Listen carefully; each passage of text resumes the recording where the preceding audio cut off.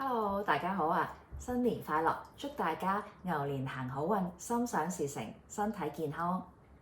新年期間有冇泡茶呢？今日咧，我想開一個 video，想同大家講一啲關於泡茶上遇到嘅問題喎。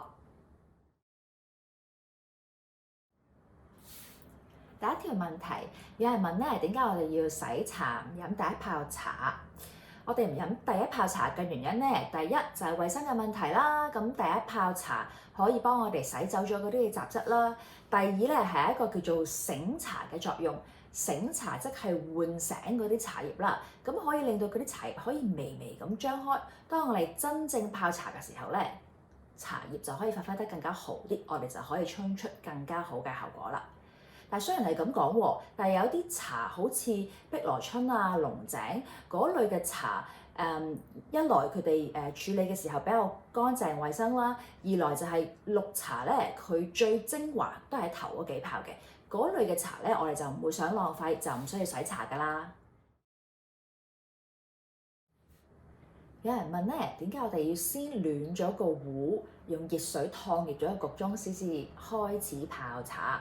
我哋先暖壺燙盅嘅原因咧，就係因為熱嘅水如果落一個凍冰冰嘅壺或者係凍冰冰嘅盅嗰度，水嘅溫度咧就會下降，唔夠熱嘅水咧就會令茶葉釋放唔到佢應該有嘅香氣，所以咧我哋沖茶嘅時候咧，一般咧都係會先暖咗個壺，燙熱咗個焗盅先至開始泡茶㗎。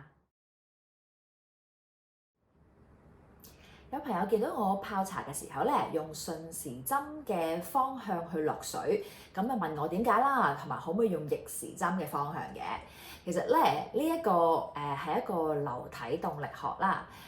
地球係自轉嘅，咁喺身處北半球嘅我哋，如果想沖一啲比較多茶葉嘅茶，好似功夫茶咁樣樣，如果你想效果比較穩定咧，你就會用一個順時針嘅方向落水嘅。如果你係南半球嘅話，咁你就相反啦，你就可能要用逆時針嘅方向去落水。坦白講啦，順時針同埋逆時針出嚟嘅分別咧，可能你同我都未必會分別得到㗎。其實最主要嘅目的咧，都係想水平均咁樣落啲茶葉嗰度，而唔係集中喺某一處。咁大家記得沖茶嘅時候，就用順時針嘅方向，咁就可能比較平均㗎啦。有人問咧，點解唔同嘅茶要用唔同溫度嘅水去泡？係咪水滾就一定茶咧？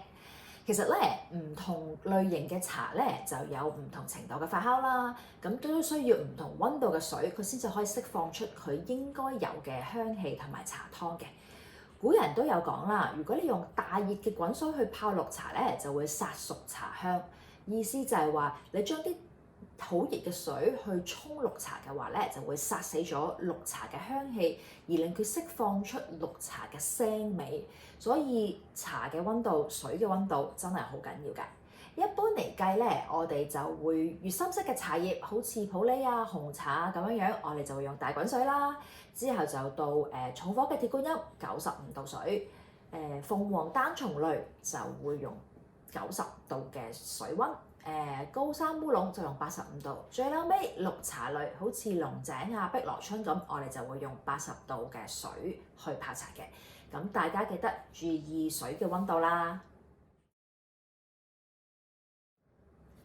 有人問咧，究竟要放幾多茶葉先至啱咧？其實投茶量咧冇一個特定嘅標準嘅，都係好視乎你沖嘅係咩茶啦，同埋你對濃淡嘅喜愛。